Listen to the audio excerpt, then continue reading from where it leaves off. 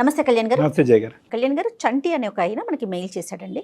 పెళ్లికి ముందు తను చేసిన తప్పిదాలు తర్వాత తన జీవితాన్ని ఎలాంటి అగమ్య గోచరంలో పడేశాయో, ఏం చేయాలో తెలియక ఇమీడియట్గా డాక్టర్ గారితో మాట్లాడాలి, ఆయన సలహా నాకు కావాలి అని చెప్పి పూర్తిగా మెయిల్ అంతా పెట్టాడండి. అయితే ఎపిసోడ్ స్టార్ట్ చేసేకి ముందు అతను కొన్ని మనకి ఆడియో ఫైల్స్ పంపించాడండి. ఒక్కసారి ఇవి విన్నాక మనం అతనితో మాట్లాడే ప్రయత్నం చేద్దాం. ఈ మధ్యకాలంలో మనం ఈ ఆడియో ఫైల్స్ అనేవి ఎక్కువగా వింటున్నాం. ఏది ఇప్పుడు లేటెస్ట్ గా జరిగింది? అవునండి. ఏంటి చంటి కాల్ రెస్పాన్స్ అవ్వవు? చెప్పేంటి ఇప్పుడు నాకు 60 lakhs కావాలని చెప్పాను కదా. 30 lakhs ఇచ్చా కదా నేను. 30 lakhs కావాలి, నేను లైఫ్ లో సెటిల్ అవ్వాలనుకుంటున్నా, ఇల్లు కొనుక్కోవాలనుకుంటున్నాను చెప్పాను కదా. అవును, నాకు కూడా మ్యారేజ్ అయ్యి ఇద్దరు పిల్లలు ఉన్నారు, నేను కూడా చెప్పా కదా. నీకు మ్యారేజ్ అయితే ఏంటి మరి 3 years కలిసి? మొదట్లో అనుకోలేదు కదా నేను. మొదట్లో అనుకునేది ఏంటి చంటి? ఇప్పుడు నాకు ఇవన్నీ చెప్పొద్దు నువ్వు. లేదు అంటే నువ్వు అప్పుడు మాట్లాడిన వీడియోస్, కాల్ రికార్డ్స్ అన్ని నేను సోషల్ మీడియాలో పెడతాను. అప్పుడు చూడు మరి ఏదైతే నేనేం చేయాలో అప్పుడు చేస్తా.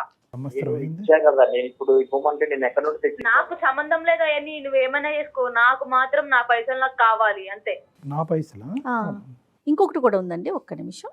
అంటే ఎన్నిసార్లు అడగాలి నిన్ను? పిచ్చిదల్లా అడుక్కోవాలా నేను నిన్ను పైసలు ఇవ్వమని? నీకు చెప్పాను కదా నేను, నువ్వు ఏం చేసుకుంటావు చేసుకో. ఏం చేసుకుంటానా తెలియదా? 3 సంవత్సరాలు కలిసి ఉన్నప్పుడు నైట్ టైమ్ లో నా పక్కన వాడు జీవితాంతం చూసుకుంటా నిన్ను. జీవితాంతం తెలియదా ఏంటి నాకు ఎందుకు చేసేటప్పుడు? ఏంటి నాకు? అవును, నువ్వు చెప్పావు కదా, నువ్వు జీవితాంతం నేను చూసుకుంటా, నిన్ను పోషిస్తా, లైఫ్ లాంగ్ నేను సెటిల్ చేస్తా అని చెప్పినావు కదా. ఇప్పుడు ఏమైతుందిరా నీకు? నాకు సంబంధం లేదు, చెప్పిన మాటలను ఏం చేసినావు? నన్ను ఇప్పుడు సెటిల్ చేయి, నువ్వు ఏమైనా వేసుకో, ఏమైనా. నా పైసలు నాకు కావాలి బే, నా పైసలు మనం మాట్లాడుకున్న వీడియోస్ అన్ని సోషల్ మీడియాలో అప్లోడ్ చేస్తా చూడు. తిరిగేసి చేసుకుని ఎంజాయ్ చూసుకుంటా అన్నావు కదా, చూసుకుంటా, లైఫ్ లాంగ్ చూసుకుంటా అని. నాకు అవసరం ఉంది డబ్బులు, నాకు తెలియదు. నువ్వు చెప్పినావు నన్ను చూసుకుంటా అని, నా పైసలు నాకు కావాలి. హలో, నువ్వు ఏం చేసుకుంటావు చేసుకో, అర్థమైందా? నేను చూడు ఏం చేస్తాను, చూడు ఏం చేస్తాను చూడు, నేను ఏం చేస్తాను సోషల్ మీడియాలో పెడతా చూడు. నువ్వు చూడు. నాకు ఈ ఆడియోలు విన్నాను. ఈమెయిల్ పంపించిందా? ఎవరు? ఈ అబ్బాయి పంపించారు అండి. ఇప్పుడు ఎవరైతే మనకి ఫోన్ లో వినిపిస్తుందో గొంతు, మెయిల్ వాయిస్, వీళ్ళిద్దరిలో లివ్ ఇన్ రిలేషన్షిప్ ఉన్నట్టుంది. ఈ అబ్బాయి ప్రస్తుతానికి అయితే మ్యారేజ్ అయిపోయింది. వాళ్ళ ప్రేమ కంటిన్యూ అవ్వట్లేదు కానీ బ్లాక్ మెయిల్ మాత్రం కంటిన్యూ అవుతుంది పూర్తిగా. అసలు ఎంత వల్గర్ లాంగ్వేజ్ మాట్లాడుతుందండి ఆమె. ఏమో ఇతని బ్యాక్గ్రౌండ్ ఏంటో, ఇతను చేసిన ప్రామిస్ ఏంటో కూడా చూడాలి. ఇప్పుడు ఇవన్నీ మొత్తం అన్ని ఇవే వింటున్నాం. అంటే అబ్బాయితో కాల్ కలిపే ముందు ఈ మధ్యకాలంలో మనం విపరీతంగా వినిపిస్తున్నటువంటి పోకళ్ళు, రికార్డింగ్లు, పోటీల మీద అక్కడ కేసులు పెట్టేటాలు, దానికంటే స్పీడ్గా ఏంటంటే అట్నుంచి ఇట్నుంచి ఆధారాలు ప్రజెంట్ చేసేసుకోవటాలు, పబ్లిక్ చేసేటటువంటి క్రమంలో ఒక ఆడపిల్ల ముందుకొచ్చి నన్ను ఒక మగాడు మానభంగం చేశాడు, లేదంటే ఇంకో విధమైనటువంటి ప్రవర్తన నాతో మొలస్టేట్ చేశాడు అనేటటువంటి క్రమంలో అక్కడ పోయినటువంటి ఆ బాధ కంటే ఇక్కడ నేను ఇంకోటి ఏదో పోగొట్టుకుంటున్నాను, నా జీవితం పబ్లిక్ అవుతుంది, ఇంట్లో 4 గోళ్ల మధ్య జరిగేటటువంటిది నా బయటకు వస్తుంది అనేటటువంటి అంశాన్ని ఎందుకు పరిగణలోకి తీసుకోవట్లేదు అనేది ఒకటి. అసలు ఏ బేస్మెంట్ మీద, ఎటువంటి కండిషన్స్ మీద, ఎటువంటి ఆలోచన మీద, ఎటువంటి పునాదుల మీద వీళ్ళ యొక్క ప్రేమాయణం కానీ లివింగ్ రిలేషన్షిప్ కానీ ముందుకు పోయింది అనేది ప్రధానమైనటువంటి అంశం. ఎప్పుడైతే కనుక ఒకళ్ళు ఇంకొకరికి సాక్రిఫైస్ చేస్తారో అది మనస్ఫూర్తిగా ఒక ప్రేమతో కూడినటువంటి త్యాగం అవుతుందో ఇటువంటి గొడవలు రావు. ఎప్పుడైతే కనుక ఒకళ్ళు సాక్రిఫైస్ చేస్తారు, ఏ విధంగా సాక్రిఫైస్ చేస్తారు? ఒకరికి ఒక వర్క్లో, ఒక డాన్స్ అవనివ్వండి, లేదంటే ఇంకో వర్క్లో చిన్న వయసులోనే వచ్చి వాళ్ళకి సపోర్ట్ చేయడం అనేది జరిగింది. అవతల వాళ్ళని పూర్తి స్థాయిలో వాళ్ళ యొక్క కెపాసిటీని వాడుకోవటం జరిగింది. కానీ ఫైనల్గా కట్ చేస్తే ఏంటంటే, ఎప్పుడైతే కనుక ఈ హెల్ప్ చేసినటువంటి వ్యక్తి నాకు నేనుగా నిలబడతాను, నాకు నేనుగా ఎదుగుతాను అనుకున్నప్పుడు, ఎవరైతే కనుక నా కింద పనిచేసి నాకు హెల్ప్ చేసినటువంటి నువ్వు ఎదగటం నాకు ఇష్టం లేదు అనేటప్పుడు ఇలాంటి అభ్యంతరాలు వస్తాయి. ఇంకొక సినారియోలో మనం ఈ మధ్యకాలంలో చూసింది, ఒక వ్యక్తి ఎదుగుదలకి ఇంకొకరు ఫైనాన్షియల్గా కాంట్రిబ్యూట్ చేశాము, నేను ఇంత సపోర్ట్ చేశాను, అంత సపోర్ట్ చేశాను, ఒక సినిమా తీసేటటువంటి పరిస్థితి వరకు తీసుకొచ్చాను అని అంటారు. ఈ సాక్రిఫైస్ అనేటటువంటిది ఆర్థికపరమైనటువంటి సాక్రిఫైస్ ఈ అమ్మాయి ఆ అబ్బాయికి చేయటం అనేటటువంటిది ఎటువంటి కండిషన్స్ లేకుండా వచ్చినటువంటి డబ్బులు వస్తే వచ్చినాయి, పోయినటువంటి డబ్బులు పోతే పోయినాయి అనేటటువంటి ఆలోచనతో ఉంటే కనుక అది వేరే విషయం. ఇచ్చినందుకు జీవితాంతం ఒక వ్యక్తి నాతో పాటు ఉండాలి, ఈ మన ముడి అనేటటువంటిది ఇలాగే కంటిన్యూ అవ్వాలని ఎప్పుడైతే దాంతో కండిషన్స్ ముడిపడతాయో ఇటువంటి గొడవలు వస్తూ ఉంటాయి. ఎప్పుడైతే కనుక ప్రేమని, మన బిజినెస్ని, ఒక వ్యాపారాన్ని, డబ్బులు ఇవ్వటాన్ని తీసుకోవటానికి ముడిపెడతామో ఇలాంటి ఇష్యూస్ మొదలవుతాయి. సో ఇన్ని కండిషన్స్ ఉంటాయి అన్నమాట. రైట్ అండి, చూద్దాం చంటి ఇష్యూలో అసలు ఎలాంటి కండిషన్స్ తో ముందుకెళ్లారు, ఎందుకు ఇంత ఆడియోల దాకా వచ్చి మీడియా పరంగా నేను బయట పెట్టుకుంటానంటే పబ్లిక్ లో ఇంకొకటి తీసుకెళ్ళటమే కూడా కదండి. ఇంకొక పాయింట్ కూడా చాలా ఇంపార్టెంట్. ఒకటి పబ్లిసైజ్ చెప్పండి. అవటం అనేది ఒక అంశం అమ్మ. రెండోది ఏంటంటే ఈ వీడియోలు బట్టి లేదంటే ఈ ఆడియో క్లిప్పింగ్స్ బట్టి వాస్తవానికి ఆ ఫోటోగ్రాఫర్లు కానీ వీటి బట్టి ఎటువంటి కన్సెన్స్కి ఎటువంటి కంక్లూజన్కి మనం రాలేం. 100% అండి. మరి చంటికి కాల్ చేస్తానండి, చేయండి. అతని వర్షన్ అసలు ఎలా ఉంది, ఎందుకు ఇక్కడ దాకా వచ్చింది అనేది మాట్లాడదాం. హలో, నమస్తే అండి చంటి గారు, నేను జయానండి, సుమన్ టీవీ నుంచి మాట్లాడుతున్నాను, అందమైన జీవితం ప్రోగ్రామ్ నుంచి. నమస్తే మేడం. చంటి గారు, మీరు పెట్టిన మెయిల్ చూసాము, అలానే మీరు కొన్ని వాయిస్ రికార్డ్స్ కూడా పంపించారు. నాతో పాటు డాక్టర్ కళ్యాణ్ చక్రవర్తి గారు ఉన్నారు, ఇద్దరం కూడా రికార్డ్స్ విన్నామండి. అవును మేడం, పెట్టండి నేను. రైట్. అయితే కళ్యాణ్ గారు ఉన్నారండి స్టూడియోలో. ఒక్కసారి అసలు ఏం జరిగింది, ఈ రికార్డ్స్ దాకా ఎందుకు వచ్చింది మీ ప్రయాణం, ఇప్పుడు ఎలా సాగుతోంది, ఒకసారి మాట్లాడదామండి. నమస్తే చంటి. నమస్తే సార్. ఏం చేస్తూ ఉంటారు మీరు? కంపెనీలో సూపర్వైజర్ గా చేస్తాను. ప్రైవేట్ కంపెనీలో సూపర్వైజర్గా చేస్తున్నారు. పెళ్ళి అయిందా మీకు?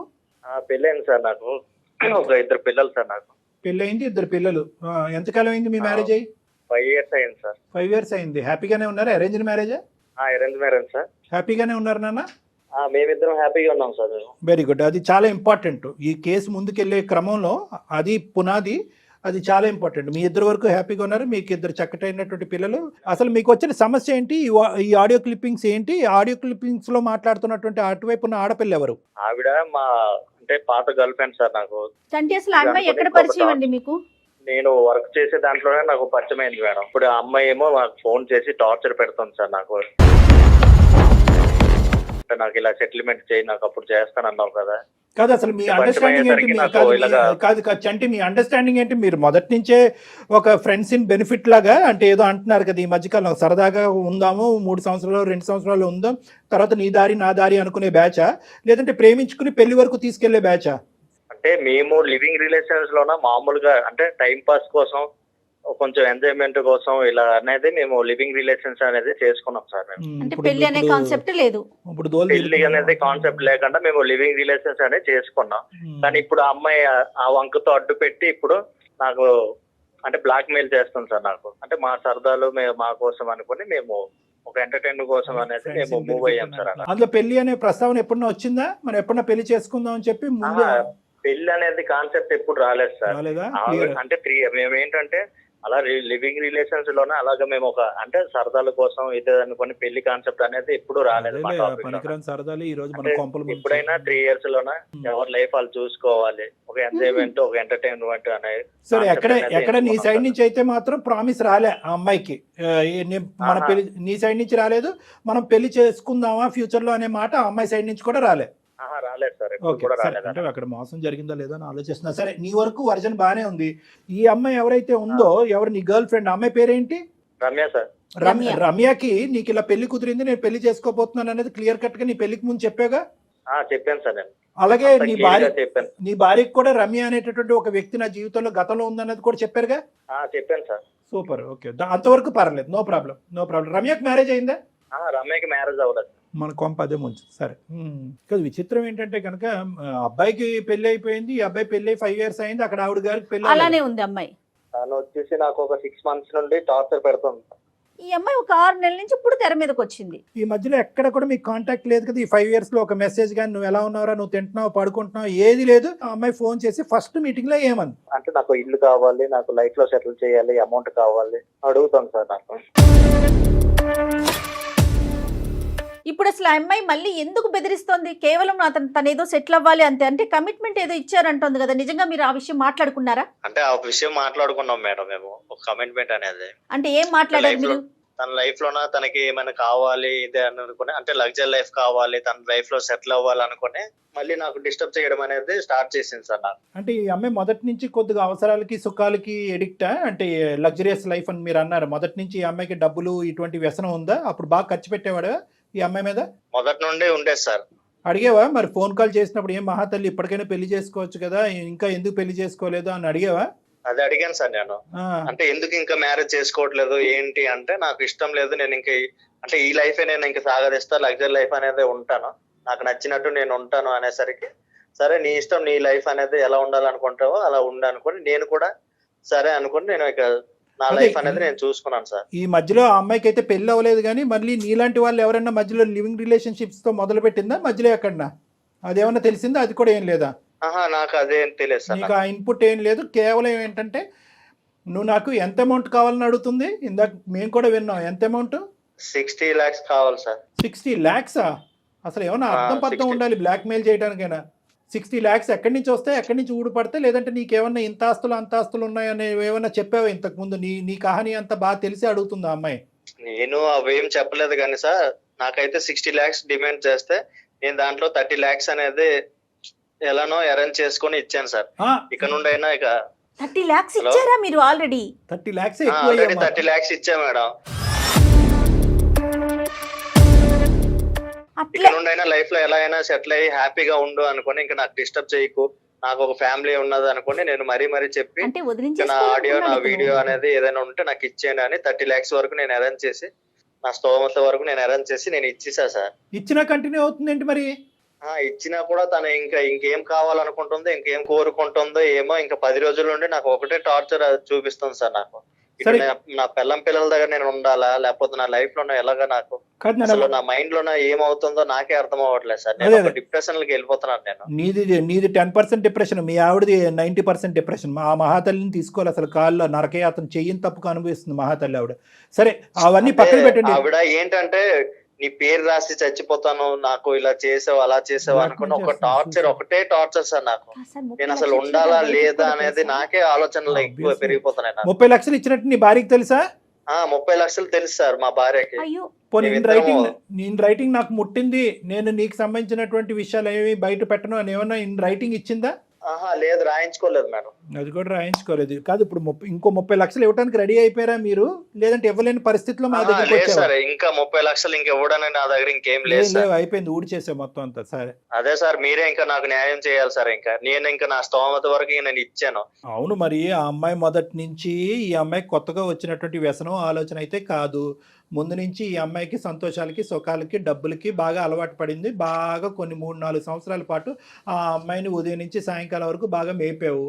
ఇంకా తర్వాత ఆ అమ్మాయిని, అంటే తప్పుగా అనుకోవద్దు, నువ్వు చేసినటువంటి అలవాటే ఈరోజు నీ మెడ చుట్టుకుంది. అందు గురించి ఈ ఫ్రెండ్స్ ఇన్ బెనిఫిట్, ఈ లివింగ్ రిలేషన్షిప్స్ మన సాంప్రదాయానికి విరుద్ధం, వర్కౌట్ అవ్వదు అని తల నెత్తి నోరు మేము బాదుకునేది ఇందు గురించే. ఆ అమ్మాయి ఎప్పుడైతే కనుక నీకు బాగా అలవాటు పడి ఎడిక్ట్ అయిందో, ఎప్పుడైతే నువ్వు గుడ్ బై చెప్పావో, ఆ పైనుంచి ఏది లగ్జరీ 3 అంతస్తుల మ్యాన్ నుంచి పూరుగుడిసలోకి వచ్చినట్టు అయ్యింది ఆ అమ్మాయి. అది జీర్ణించుకోలేకపోయింది. 5 సంవత్సరాల పాటు ఖచ్చితంగా ఇంకో బకరగాడు దొరుకుతాడని ఎతికింది, దొరకలేదు. అటు తిరిగి ఇటు తిరిగి వచ్చి మళ్ళీ నీ మెడకే వేసింది. అయినా ఈ వీడియో క్లిప్పింగ్లు, ఈ ఫోటోలు ఇద్దరు అనుకునే చేసుకున్నారా, లేదా నీకు తెలియకుండా రికార్డ్ చేసింది ఇవన్నీ? లేదు సార్, నాకు తెలియకుండా ఇవన్నీ రికార్డ్ చేసింది సార్. నాకు తెలియకుండా రికార్డ్ చేసుకుని జాగ్రత్త భద్రపరుచుకుంది.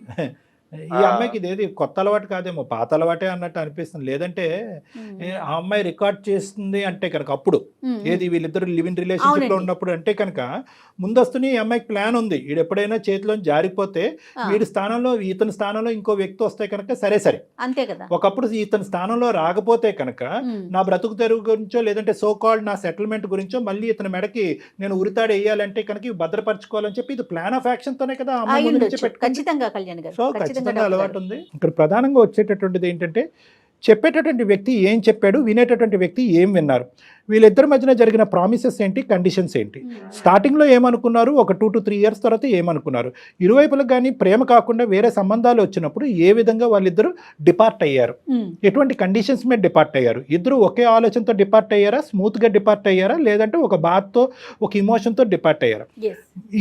ఈ తర్వాత ఇంకొక అంశం ఏంటంటే, ఆ ప్రేమించుకుని ప్రయాణం చేసేటటువంటి ఆ క్రమంలో ఇది కేవలం ఇన్ఫాక్చుయేషన్ అండ్ ఫిజికల్ అట్రాక్షన్ మాత్రమేనా, లేదంటే ఇది ఇమోషనల్ బాండా, ఇది ఒక అగ్రిమెంట్, ఒక బిజినెస్ పరమైనటువంటి కాంట్రాక్టా, లేదంటే ఒక అనుబంధమా, ఇలాంటివి లేకుండా ఏదో సూపర్ఫిషియల్గా తూతూ మంత్రం అనుకుంటూ వెళ్ళిపోయి ఆ తర్వాత వీళ్ళిద్దరి వ్యక్తిత్వాలు ఎప్పుడైతే మిస్ మ్యాచ్ అవుతాయో, ఈరోజు చంటికి ఈ అమ్మాయికి జరిగినటువంటి గొడవలు జరుగుతాయి. మన టీవీల్లోని యూట్యూబుల్లోని చూసేటటువంటి ఈ మధ్యకాలంలో అతను ఇలా చేశాడు కాబట్టి నేను బయటకు వచ్చాను అని చెప్పి 6 సంవత్సరాల తర్వాత ఒక అమ్మాయి రావటము, ఇంకోటి ఏదో జరిగిందని చెప్పి ఇంకో అమ్మాయి రావటము, ఈ విధంగా ఎందుకు వస్తున్నారు అంటే కనుక ఈ వ్యక్తిత్వాల మధ్యన మిస్ మ్యాచ్, ప్రధానంగా స్టార్టింగ్ ప్రేమించుకునేటటువంటి క్రమంలో ఆలోచన లేకపోవటం, లోతుగా విశ్లేషణ లేకపోవటం, దీర్ఘకాలికంగా అంశాన్ని చూడలేకపోవటం, విడిపోయేటప్పుడు ఏ పద్ధతిలో విడిపోయారని అనుకోవటం అదొకటి. ఇందాక వ్యక్తిత్వాలు మిస్ మ్యాచ్ అని ఎందుకన్నాను అంటే కనుక వీళ్ళు ఉండేటటువంటి ఇద్దరు వ్యక్తులు ఈ జరిగినటువంటి ప్రయాణాన్ని ఏ విధంగా చూస్తున్నారు?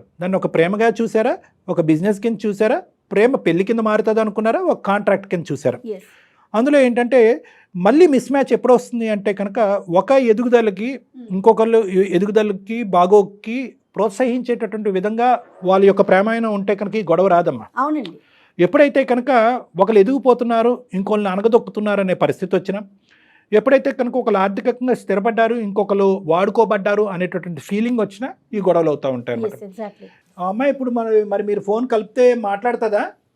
మాట్లాడుతుంది సార్. మాట్లాడుతుంది.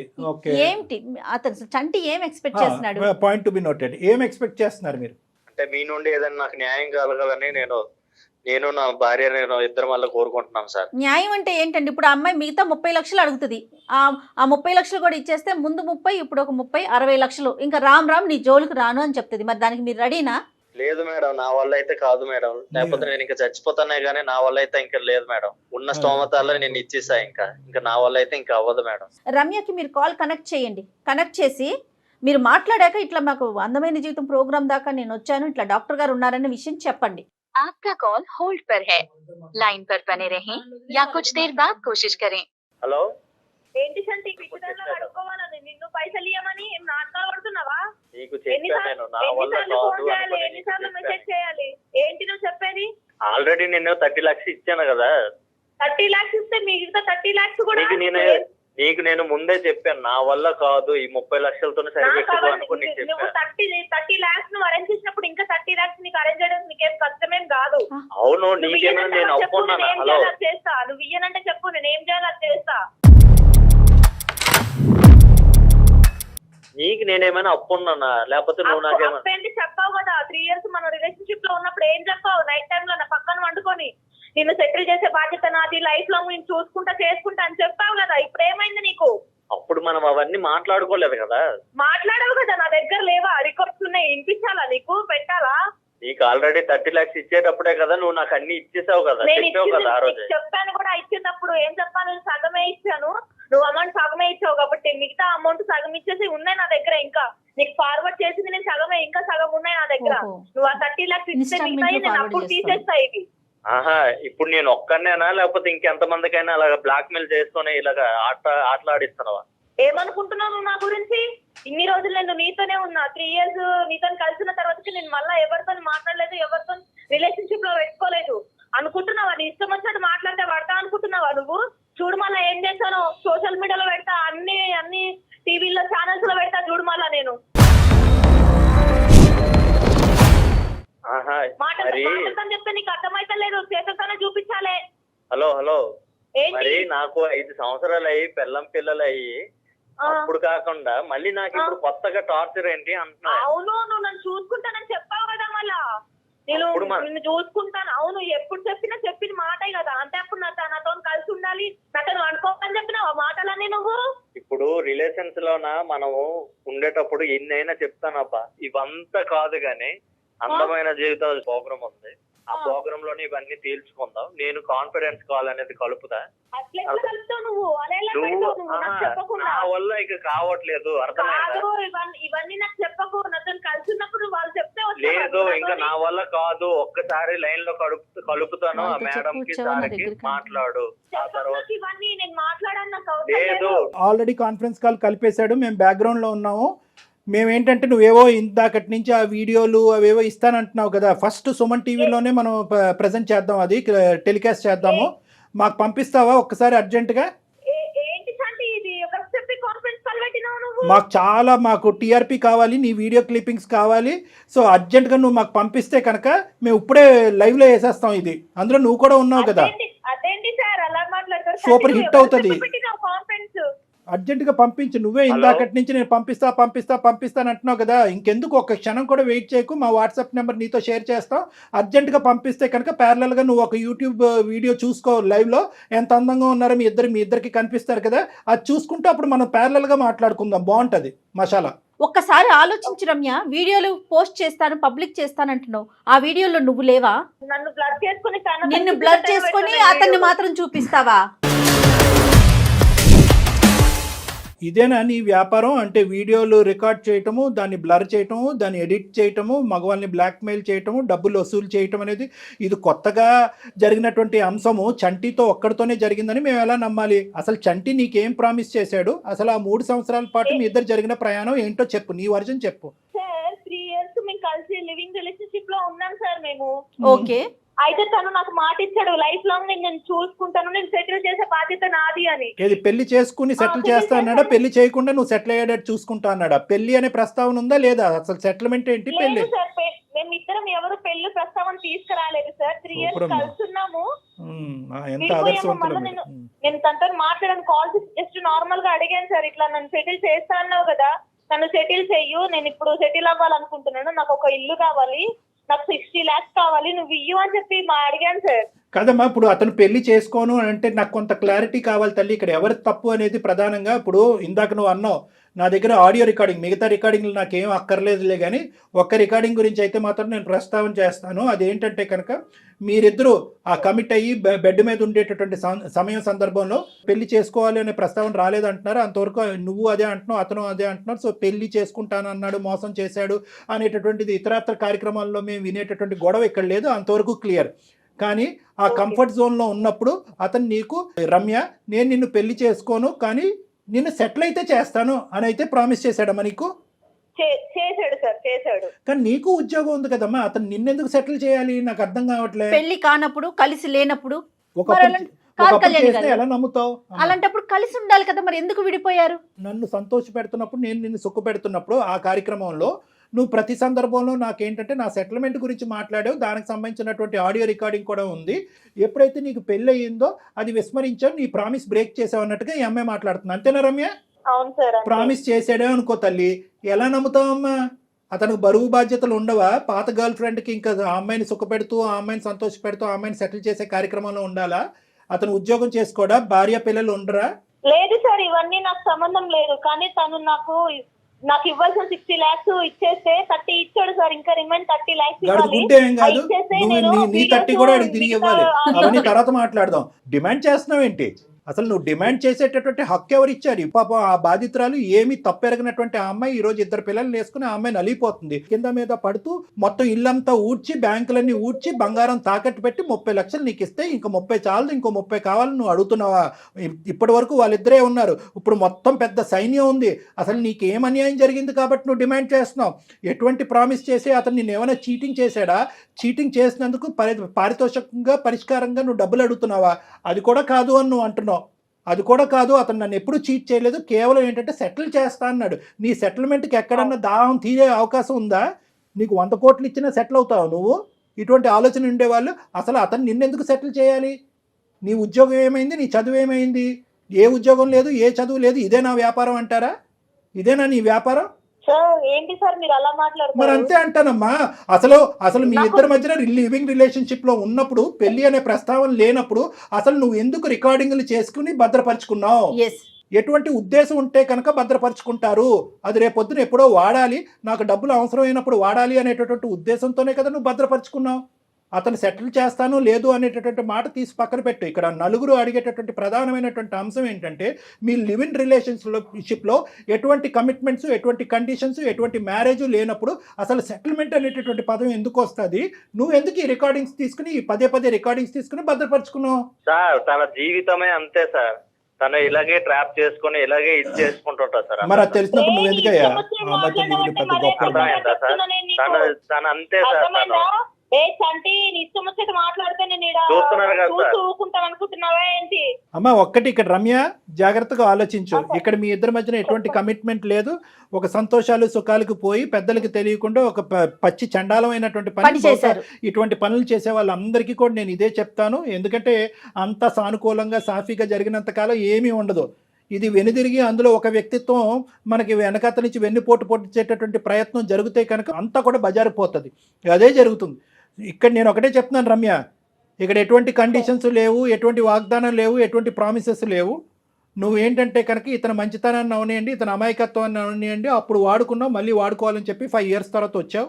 జాగ్రత్తగా గుర్తుపెట్టుకో, ఇదేదో మీ ఇద్దరి మధ్యన నలిగేటటువంటి అంశం కాదు. ఈరోజు ఇది మా వరకు వచ్చింది. నీకు చాలా కౌన్సిలింగ్ అనేటటువంటిది అవసరం. నువ్వు ఇప్పుడే ఫస్ట్ టైం పక్కదోవ పడుతున్నావు, ఇంతకు ముందు కూడా పక్కదోవ పట్టావు అనేది మాకు తెలియదు. ఇది మీ తల్లిదండ్రులకి తెలుసా లేదంటే మీ బంధువులకి తెలుసా అనేటటువంటిది నాకు అర్థం కావట్లేదు. ఒక ఆలోచన లేకుండా నువ్వు ప్రవర్తిస్తున్నావు. నీకు ఇంకా పెళ్ళి అవ్వలేదంట, ఇంకా నువ్వు ఎందుకు పెళ్లి చేసుకోలేదు? ఎందుకంటే ఒకప్పుడు పెళ్లి చేసుకుంటే కనుక ఇటువంటి వ్యాపారం కంటిన్యూ అవడానికి అవకాశం లేదు అనే ఉద్దేశంతో పెళ్లి చేసుకోవట్లేదా? ఇక్కడ చాలా అంశాలు ఉన్నాయి. మేమేమి ఇది అంత తేలిగ్గా ఉంచాం. ఎందుకంటే పబ్లిక్ చేస్తాను అని అంటున్నావు కదా, నువ్వు చేయి, వీడియో పబ్లిక్ చేయి, ఒక్క వీడియో పబ్లిక్ చేయి, నేను ఛాలెంజ్ చేస్తున్నాను నీకు. మీ ఇద్దరు కలిసి ఉన్నటువంటి ఒక్క వీడియో పబ్లిక్ చేయి, ఏ ఆడపిల్లకి అంత దమ్ము ధైర్యం ఉంటుందో చూద్దాం. అతనికి ఏమమ్మా, అతని భార్యకి చెప్పుకున్నాడు ఆల్రెడీ, అతనికి ఏం సమస్య లేదు కళ్యాణ్ వాళ్ళకి ఏం గారు. సమస్య లేదు. నీకే సమస్య. నువ్వు పెట్టాలి అనుకుంటే పెట్టు, నువ్వు బ్లర్ చేసి పెట్టాలనుకుంటే అది కూడా పెట్టు. నిజంగా అటువంటి ఆడపిల్లవా నువ్వు? దీని గురించి ఇటువంటి వ్యాపారాలు చెయ్యమ్మా అని చెప్పి నీ తల్లిదండ్రులు నిన్ను చదివించారా? నీ బుద్ధి గడ్డి తిందా? పిలుద్దామా లైవ్ లో? ఈ కాన్ఫరెన్స్ కాల్ లో మీ తల్లిదండ్రులు లైవ్ లో ఇప్పుడే మీ తల్లిదండ్రులు కలుపుతాను. వాళ్ళకి మించినటువంటి సైకాలజిస్టులు, వాళ్ళకి మించినటువంటి పోలీసు ఎవరు లేరు. వాళ్ళ పెంపకం ఇలా తగలడిందని చెప్పి ఏ తల్లిదండ్రులు కూడా ఆలోచించి ఉండరు. రమ్య పిలుద్దామా మరి మీ పేరెంట్స్ ని? ఫస్ట్ ఆ లివ్ ఇన్ రిలేషన్షిప్ గురించి తెలుస్తుంది, తర్వాత 5 సంవత్సరాల తర్వాత నువ్వు ఎందుకు పెళ్లి చేసుకోలేదు అనేది అంశం కూడా మాకు వాళ్ళ ద్వారా తెలుస్తుంది. ఇప్పుడు మళ్ళీ ఇంకో జీవితంలోకి వెళ్ళి ఎందుకు వాళ్ళ జీవితాన్ని సర్వనాశనం చేస్తాం అనే అంశం కూడా వాళ్ళ నోటు బట్టి మనం విందాం ఒకసారి. అసలు నీ గుట్టేంటో అక్కడ తేలుతుంది. లేదా అవన్నీ వాళ్ళు కూడా వద్దు, వీడియోలు అదే విధంగా పంచుతానంటే కనుక ఇంకొక సెకండ్ కూడా వెయిట్ చేయకుండా నేను నీకు ఛాలెంజ్ ఇస్తున్నాను. వీడియోస్, ఆడియో క్లిప్పింగ్స్ మొత్తం నీ దగ్గర ఏదన్నా ఉంటే కనుక ఇప్పుడే లైవ్ లో చూపెడదాం. ఇదే షోలో ఇక్కడే లైవ్ లో చూపెడదాం. We're ready. Are you ready? Sir వద్దు సార్. తను అంటే సార్ నేను కొంచెం కష్టాల్లో ఉండి తన అంటే ఇవన్నీ ఉన్నాయి, తనకి కాల్ చేసి బ్లాక్ మెయిల్ చేద్దాము, ఇట్లా డిమాండ్ చేద్దాం సార్. నేను రమ్య తలెత్తి నీ మీద నువ్వే ఊసుకున్నట్టుందమ్మా. ఈ మాట అనకూడదేమో గానీ ఆ వీడియోలో నువ్వు ఉన్నావు కదా, సిగ్గు లేదు? కాదు రమ్య, మీరు చేసిందే వెదవ పని. అది అయిపోయి అతని జీవితం అతను చూసుకుంటుండగా నువ్వు మళ్ళీ ఇప్పుడు తెర మీదకి వచ్చి ఒక 30 లక్షలు తీసుకున్నది కాకుండా ఇంకా మళ్ళీ పైపెచ్చి బెదిరిస్తున్నావా? అంటే ఏం లేదు రమ్య, నువ్వేమనుకున్నావు అంటే కనుక అసలు ఫస్ట్ ఆఫ్ ఆల్ ఈ 30 లక్షలు అనేటటువంటి థ్రెట్ కి భయం పెట్టినప్పుడే అతను ఈ బొట్లో పడతాడని నువ్వు అనుకోలే. ఇతను ఏంటంటే పిచ్చోడు, ఇతనిలాగే ఏంటంటే ఆ భార్య కూడా పరువు ప్రతిష్ఠ గురించి ఆలోచించేటటువంటి అమాయకమైనటువంటి బ్రతుకులు కాబట్టి ఏమో ఈ అమ్మాయి ఎంత రాటు తేలిందో, ఎంత నాటైనటువంటి అమ్మాయి అనేటువంటి భయంతో 30 లక్షలు కాస్త అప్పచెప్పిన తర్వాత ఇదేంట్రా బాబు ఒక 5 కాల్స్కే 30 లక్షలు వచ్చినాయి, ఇంకో 5 కాల్స్ మాట్లాడితే ఇంకో 30 లక్షలు వస్తాయనేటటువంటి ఆలోచనతో నీ ఆశ దురాశ వరకు వెళ్ళింది. నీ మూర్ఖత్వం కాస్త ఒక శాడిజం లెక్కలోకి వెళ్ళింది. సో నేను అనేది ఏంటంటే ఇప్పటికైనా కూడా కేవలం మేం బహిర్గతం చేస్తాం, ఆ వీడియోలో నువ్వు కూడా కనిపిస్తావు అనేటటువంటి ఆలోచనతో వచ్చినటువంటి మార్పా, లేదంటే తల్లిదండ్రులకు పిలిపించి ఇక్కడ కూర్చోబెట్టి పంచాయతీ చేస్తాము అనేటటువంటి ఆలోచనతో వచ్చిన మార్పా, లేదా అసలు సిసలైనటువంటి మానవత్వంతో కూడినటువంటి మార్పా? ఇది చాలా ఇంపార్టెంట్. కేవలం మేము థ్రెట్ చేసి భయపెట్టడం వల్ల వచ్చేటటువంటి మార్పు ఏం చేస్తుందంటే కనుక ఇంకో లివింగ్ రిలేషన్షిప్లోకి వెళ్ళి మళ్ళీ వాడిని బక్రా చేసి మళ్ళీ వాడికి మెడ చుట్టూ ఉరితాడు బిగించడం అవుతుంది. ఇది నిజమైనటువంటి మార్పా కాదా? ఇది కూడా నేను తెలుసుకోవాలనుకుంటున్నాను కాబట్టి నేను నిన్ను కలవాలనుకుంటున్నాను. నేను కలిసి నీతో చాలా క్షుణ్ణంగా మాట్లాడాలి. ఎందుకు మాట్లాడాలి అంటే కనుక 2 అంశాలు. ఒకటి, ఈ అంశం ఇక్కడితో ఆగదు. నువ్వు ఈ అబ్బాయిని వదిలినా వదలకపోయినా నేనైతే మాత్రం ఖచ్చితంగా మీ తల్లిదండ్రులతో మాట్లాడాలి. ఎందుకు మీ ఆడపిల్లలో ప్రవర్తిస్తుంది అనేటటువంటి అంశాన్ని నేను తెలుసుకోవాలి. నా భార్య అర్థం చేసుకుంది కాబట్టి ఇంతవరకు వచ్చింది సార్ నాకు. లేకుంటే నా భార్య పిల్లలు నేను ఏమైపోయేవాళ్ళం సార్. నేను ఏమయ్యా, నువ్వు నిజంగా అంత బుద్ధిమంతుడు, అంత ఆలోచన శైలితో కూడినటువంటి వాడు అయితే కనుక అసలు ఒక ఆడపిల్ల తల్లిదండ్రులకు తెలియకుండా సమాజంలో ఒకే సంస్థలో పనిచేస్తున్నారంటే ఆ సంస్థలో కూర్చోండి, మాట్లాడుకోండి, ఫ్రెండ్లీగా ఉండండి. బయట రూమ్ తీసుకుని మీరు లివింగ్ రిలేషన్షిప్స్ మెయింటైన్ చేసి అటువైపు అమ్మాయికైనా అబ్బాయికైనా నేను చెప్తున్నాను, అవతల ఉండేటటువంటి వాళ్ళు ఈ లివింగ్ రిలేషన్షిప్ కరెక్ట్గా మీరు ఎక్కడైతే కట్ చేస్తారో అక్కడే కట్ చేస్తారని మీరు ఎలా గ్యారంటీ ఇవ్వగలరయ్యా? 3 సంవత్సరాల పాటు కలిసి ప్రయాణం చేసినప్పుడు అవతల వాళ్ళకి వీళ్ళ మీద ఒక ఆశ, యువతల వాళ్ళకి అవతల వాళ్ళ మీద ఒక ఎక్స్పెక్టేషన్ అనేటటువంటిది అవుతుందా లేదా? ఒక సన్నపాటి ఒక దారం అనేది ఉంటుంది. ఈరోజు నా ఆవిడ దేవత కాబట్టి అంటున్నావు, మీ ఆవిడ రాక్షసి అయితే ఒంగోబెట్టి ఈ మీద 4 గుద్దుండేది.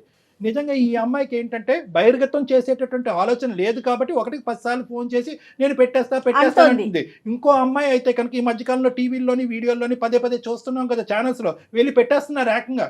ఏమి ఇలా బ్లాక్మెయిల్ చేయట్లే, పెట్టేస్తున్నారు అన్నీ కూడా. అలా పెట్టేసి ఉంటే ఏమై ఉండేది? నువ్వు కాదు, మీ ఆవిడ ఊరేసుకుని చనిపోయి ఉండేది, మీ పిల్లలు అనాథలు అయ్యి ఉండేవారు. బుద్ధి ఎప్పుడు రావాలి అంటే కనుక ఇప్పుడు వచ్చేటటువంటి బుద్ధి కాదు.